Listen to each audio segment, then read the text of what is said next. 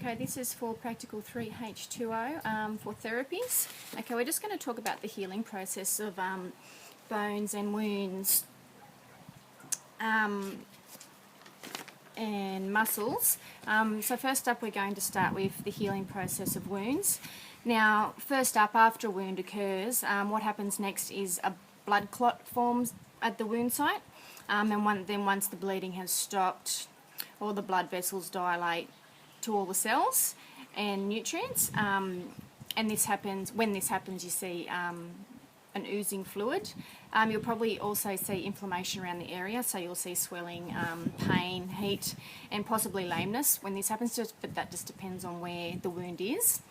After the inflammation occurs, new tissue is built up in the wound, including new blood vessels.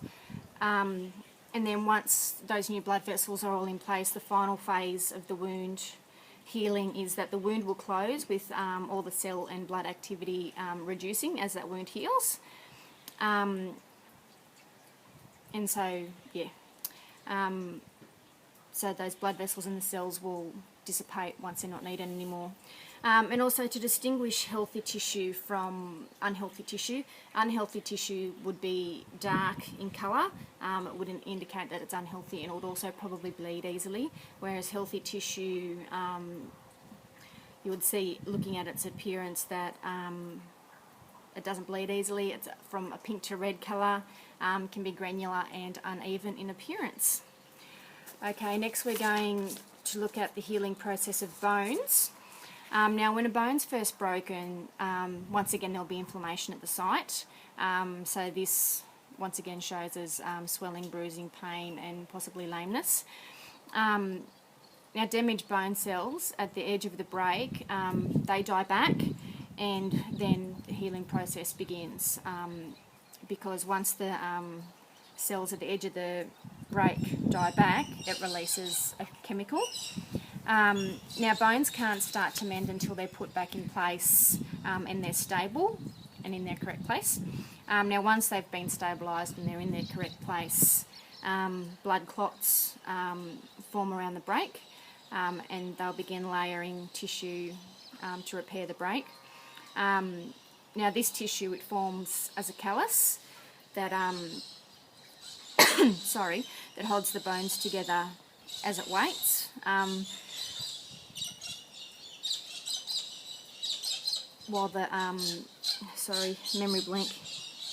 while the cartilage is formed, and this happens. As this happens, the new cells lay down new bone.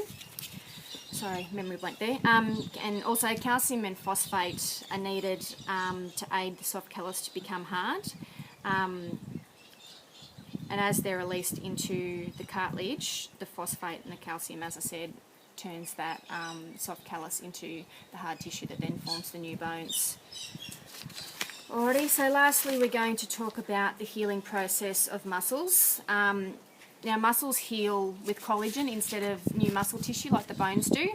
Now, the first phase of muscle healing is, once again, like the other injuries, is inflammation. Once again, this shows up as swelling, pain, heat, and lameness. At the injury site, once it occurs, a clot will form in the damaged muscle, and the cells within the area, they will remove all the dead debris and cells around that injury. Once that's done, scar tissue will form, and then the damaged capillaries are reformed, and this helps to bring the nutrients to the area that are needed to help that area repair. Gradually, the collagen will form a tight, strong scar, but the muscle will never completely go back to its original state and level of strength. It'll always be that little bit of weakness there. Now, if we're talking about direct and indirect trauma to a muscle, direct trauma occurs when the muscle is suddenly overloaded.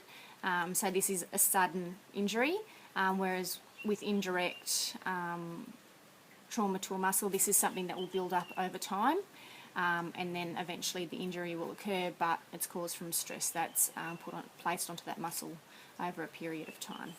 Okay, thank you.